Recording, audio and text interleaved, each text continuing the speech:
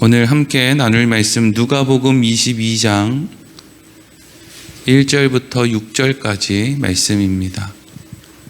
같이 읽겠습니다. 시작. 유월절이라 하는 무교절이 다가오매 대제사장들과 서기관들이 예수를 무슨 방도로 죽일까 궁리하니 이는 그들이 백성을 두려워함이더라.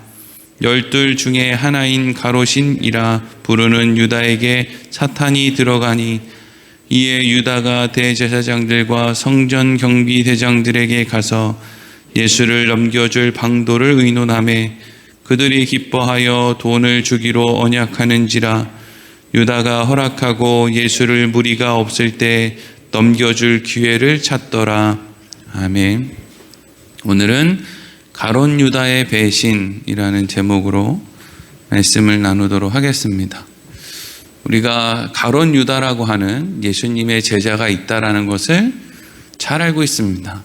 그래서 사실 성경에는 많은 유다라고 하는 동명이인들이 등장함에도 불구하고 유다라고 하는 이름을 들으면 뭔가 조금 기분이 그렇게 썩 좋지 않은 뭔가 배신자의 대표자로 우리가 이제 가롯 유다라고 하는 사람을 생각합니다.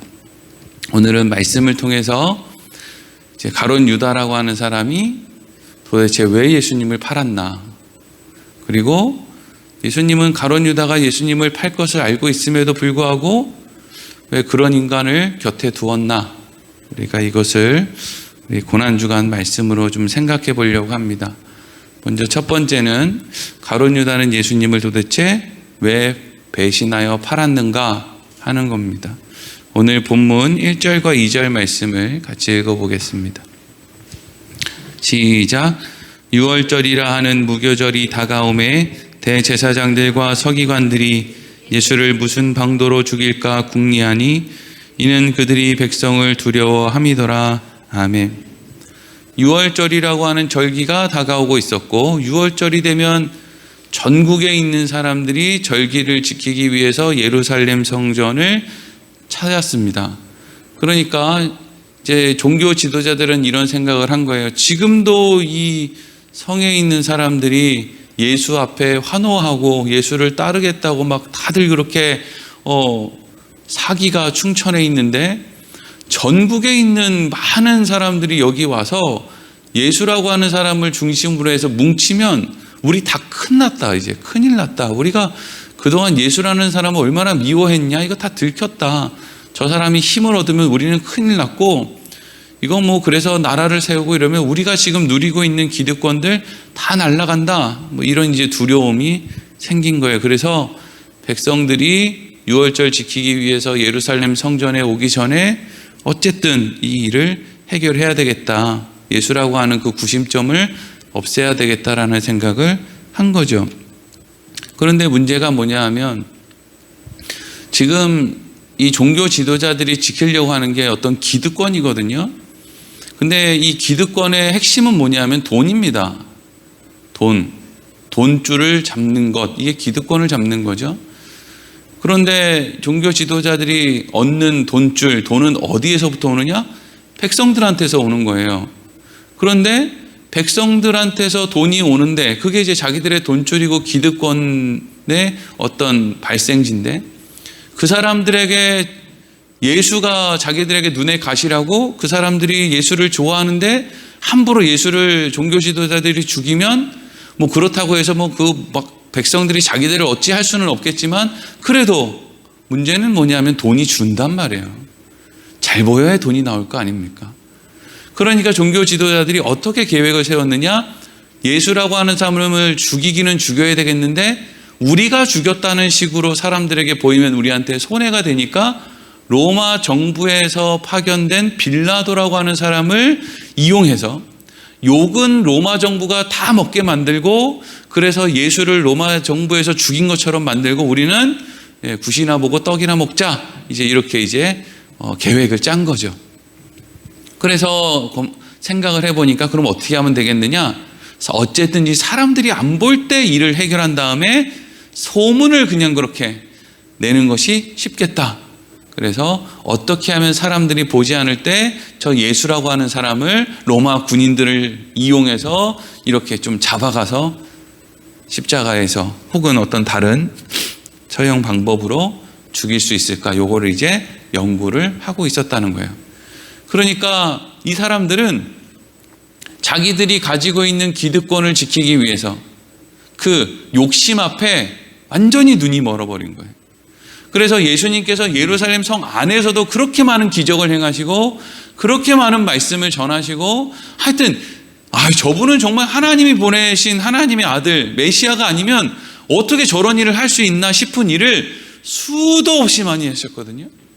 그럼에도 불구하고 이 기득권에 취해 있는 사람들은 예수님이 눈앞에 있는데도 그를 알아보지를 못하는 거예요. 하물며 여러분, 오늘날 사람들이 자기 기득권을 지키기 위해서 온갖 행동을 하지 않겠습니까? 그러니까 별로 그렇게 사람들이 하는 행동에 기대할 것도 없지만 실망할 것도 별로 없는 거예요. 그냥 누군가가 이해 안 되는 행동을 하면 저 사람 안에 있는 욕심이 저 사람의 눈을 가렸구나, 이렇게 생각하면 쉽습니다. 그리고 우리도 늘 우리 안에 있는 욕심이 우리 눈을 가린다는 것만 알아야 돼요. 우리는 뭐 맨날 정신 번쩍 차리고 막 욕심이 나의 눈을 가리지 않은 그런 맨정신으로 사느냐? 아니에요. 우리도 얼마든지 우리가 가지고 있는 욕심으로 눈이 가리워진 상태로 그렇게 말하고 생각하고 행동하는 게 사실 우리의 인생이라고 하는 시간의 대부분입니다. 대부분 그러고 살아요. 그래서 이제 어떻게 하면 예수를 몰래 잡아가지고 그를 로마 정부를 이용해서 죽일까를 고민하고 있는데 그때 누가 등장을 하냐면 가룟 유다가 이제 등장을 하는 거예요. 하필 그 타이밍에. 그러니까 가룟 유다가 예수님을 배신하고 팔아넘기지 않아도 다른 어떤 사람을 통해서도 이 일은 종교 지도자들은 반드시 유월절 전에 이걸 해야 되니까 가룟 유다가 아니더라도 이 일은 일어나는 일이에요. 근데 가룟 유다가 하필 거기에서 이제 그 일을 하게 된 것이죠. 꼭 내가 아니어도 되는데 말이에요. 그래서 오늘 3절 말씀이 이렇게 이어지죠. 읽겠습니다. 시작. 12 중에 하나인 가롯신이라 부르는 유다에게 사탄이 들어가니. 아멘. 이걸 오해하면 안 되는 것은 원래 가롯 유다는 멀쩡하고 가롯 유다는 예수님을 너무 사랑하는데 이 사탄이라는 놈이 가롯 유다 안에 들어가서 가롯 유다를 조종해서 마치 무슨 영화에 나오는 무슨 뭐 사람들이 이렇게 누군가를 이렇게 조종하는 막 이렇게 뭔가 주문을 걸어서 그런 식으로 했나? 사탄이 가룟 유다 안에 들어가서 뭔가 일을 했나? 뭐 이제 이렇게 생각을 할 수도 있는 거예요. 그렇죠? 근데 여러분, 이 사탄은요, 우리에게도 하루에도 12번도 넘게 들어왔다 나갔다 합니다. 근데 사탄은 우리가 에덴 동산에서 아담과 하와를 찾아왔던 바로 그 뱀의 모습을 보면은요, 아담과 하와를 자기 마음대로 움직이지 못해요. 사탄이 하는 일은 그냥 밖에서 우리에게 말을 거는 겁니다. 이게 맞는 것 같아? 선악과를 안 먹는 게 맞는 것 같아? 먹는 게 맞는 것 같아? 이거 먹으면 정말 죽을 것 같아? 자꾸 의심을 해주게 심어주는 거죠. 우리가 예수를 믿는 믿음으로 지금 살아가고 있는데 거기에 대해서 자꾸 의심을 넣어주는 게 그게 사탄이 하는 일이에요.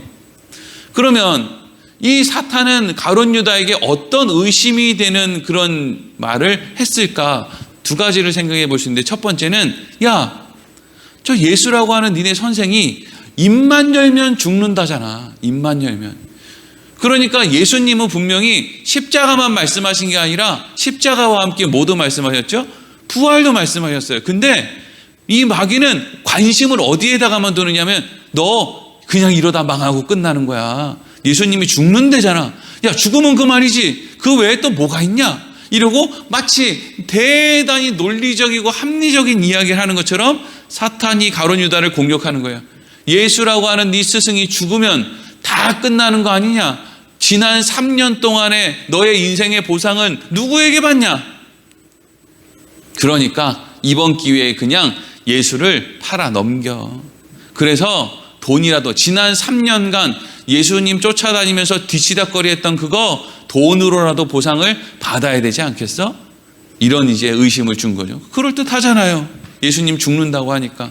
근데 그것보다 더 중요한 이유가 있는데, 그것은 뭐냐 하면 이미 가룟 유다가 예수님과 제자들이 함께 사용하는, 많은 사람들이 뭐 일종의 후원금 같은 걸 줘서 가지고 있었던 그 돈꾀가 있거든요. 돈꾀. 거기에 가룟 유다가 손을 대는 걸 제자들에게 들켰어요. 우리 이거 다 알고 있어요. 요한복음 12장 4절에서 6절까지 말씀에 이런 기록이 있어요. 제가 읽어볼게요. 제자 중 하나로서 예수를 잡아줄 가룟 유다가 말하되 이 향유를 어찌하여 300데나리온에 팔아 가난한 자들에게 주지 아니하였느냐 하니, 이렇게 말하면 가난한 자들을 생각함이 아니요 그는 도둑이라 돈꾀를 맞고 거기 넣는 것을 훔쳐가미러라. 아멘. 그러니까 이걸 지금 요한이 쓴 거 아닙니까? 그럼 요한만 알았겠어요, 이 일을? 다른 제자, 요런 이야기들은요 정말 빛의 속도로 퍼져나갑니다. 우리 목사님이 어디 손을 댔대, 재정부원들이 뭘 어떻게 손을 댔대, 이런 그런 얘기들은 얼마나 전파되는 속도가 빠른지. 아마 예수님의 제자들이, 그래서 예수님이 나라를 만들면 나는 오른편 나는 왼편 앉으려고 그렇게 꿍꿍이를 가지고 있었던 제자들이 분명히 가룟 유다라고 하는 똑똑해 보이는 그 제자가 이런 일을 했다는 걸 예수님께도 일러 바쳤을 거예요. 그리고 가룟 유다도 지금 제자들이 자기가 그 행동을 한 것을 알게 되었다라는 것을 가룟 유다 자신도 눈치챘을 거예요. 그러니까 생각해 보자고요. 예수님은 맨날 죽는다 그러지. 그래서 만에 하나 예수님이 안 죽는다, 그래서 왕국을 세운다고 해도 자기 자리가 그렇게 보장되었다고 생각할 수가 없죠. 이미 들켰으니까. 저거 나라 세워가지고 나라 곶감 맡기면 저거 가룟 유다 저거 전부 가지고 그냥 떼어먹을 놈이네 저거.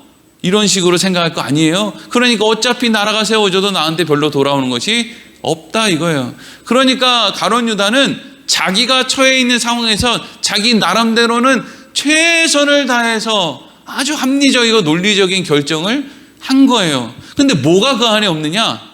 지난 3년 동안 본인이 보고 듣고 배운 예수님에 대한 믿음만 없는 거예요. 믿음만. 사실 세상 사람과 그리스도인들이 사는 게 뭐가 그렇게 달라요? 다 비슷하게 살지. 근데 뭐가 차이가 있습니까? 믿음의 차이만 있는 거예요. 믿음의 차이만. 우리가 뭐 예수 믿는다고 해서 대단히 잘 사는 게 아니라 그냥 우리 안엔 그냥 믿음만 있는 거예요. 그냥 그래도 내가 울면서 달려가면 우리 아버지가 안아주시겠지. 그냥 그거 있는 거지.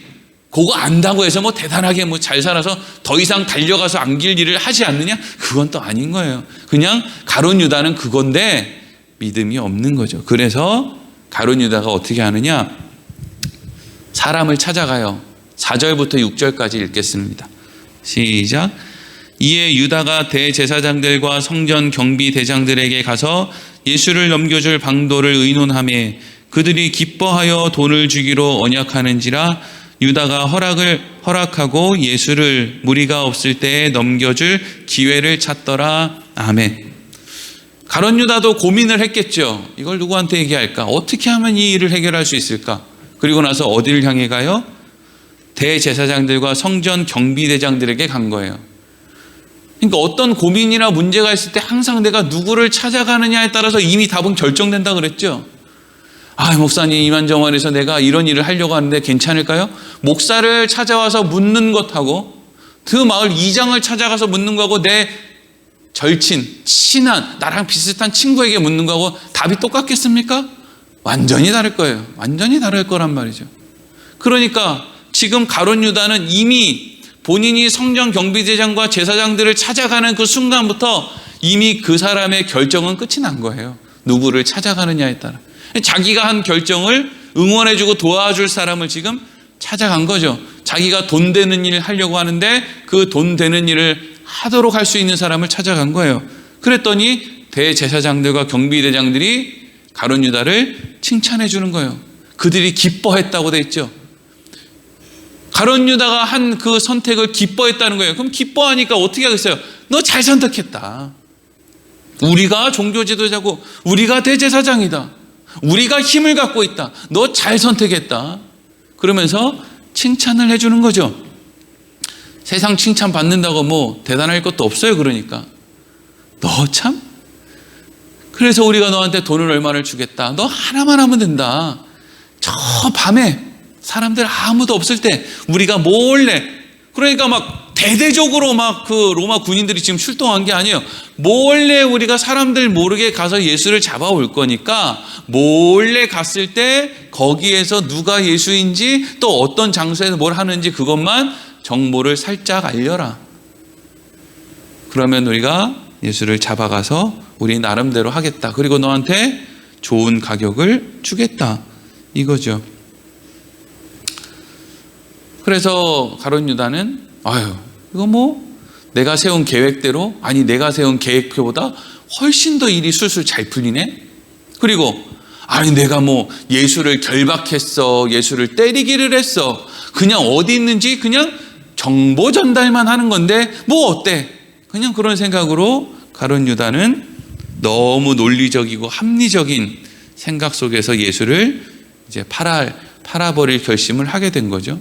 이게 이제 가룟 유다의 입장에서의 이제 모습이고, 이제 우리가 생각해 볼 것은 하나 더 있죠. 그럼 예수님은 이걸 몰랐냐 이거죠. 예수님은 가룟 유다가 이런 짓거리를 할 거라는 걸 몰랐냐 이거죠. 예수님은 그러면 왜 가룟 유다를 배척하지 않으셨는가? 이걸 다 알고 있음에도 예수님의 제자들이 예수님에게 와서 예수님, 저거 가룟 유다 저거 완전 도둑놈이에요. 저거 지난번에 아무개가 우리 맛있는 거 먹으라고 돈 준 거 있잖아요. 그때 아무개 우리 맛있는 거 사 먹으라고 10만 원 줬는데 저 가룟 유다 저 도둑놈이 5만 원 떼먹고 지금 5만 원밖에 없어요. 저런 인간이랑 끝까지 같이 가실 겁니까? 이러고 그냥 제자들이 분명히 얘기를 했을 거예요. 돈 문제는 사람들이 얼마나 예민하냐고요. 근데 예수님이 뭐라고 했으니까 지금 가룟 유다가 붙어 있는 거예요? 내버려둬. 괜찮아, 내버려둬. 내가 언제 니네들한테 돈 관리하는 거 신경 쓰라 그랬냐? 돈 손해보는 거 신경 쓰라 그랬냐? 너희는 내 말이나 잘 들어. 안 굶어 죽어.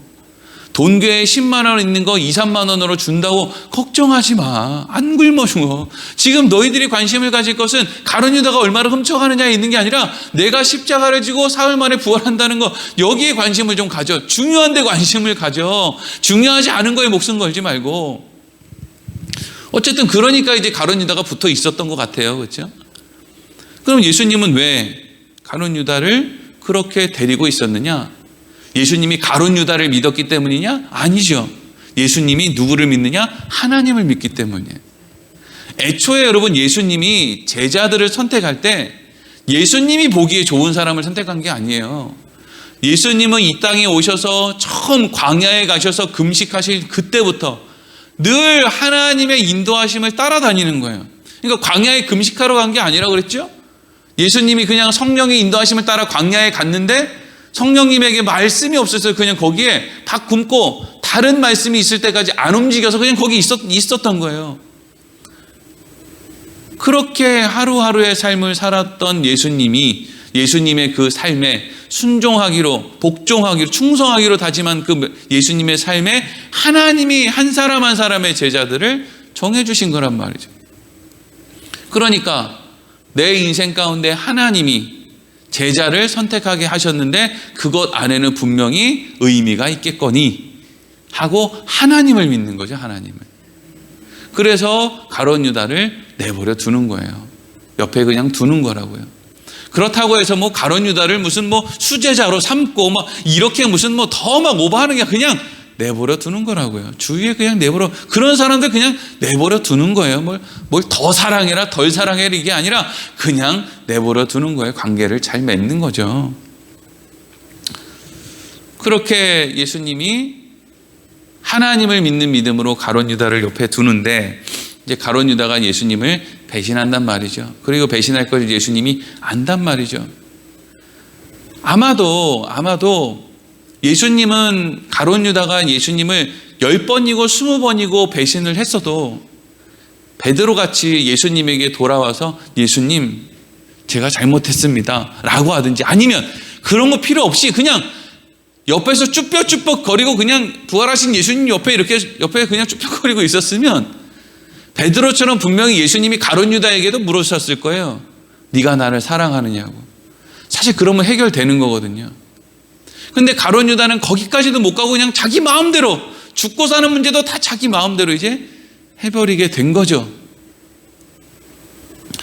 우리는 이 말씀을 통해서 한 가지 중요한 사실을 알 수 있어요. 그건 예수님이 십자가로 가는 그 길을 어떤 사람들은 마치 예수님의 삶을 방해하고 예수님을 무너뜨리고 그래서 예수님이 원하는 걸 하지 못하게 하는 것처럼 보이는데 결국 그 모든 일들을 통과해서 그날 그 시간에 예수님은 십자가에 달리셨다는 거예요.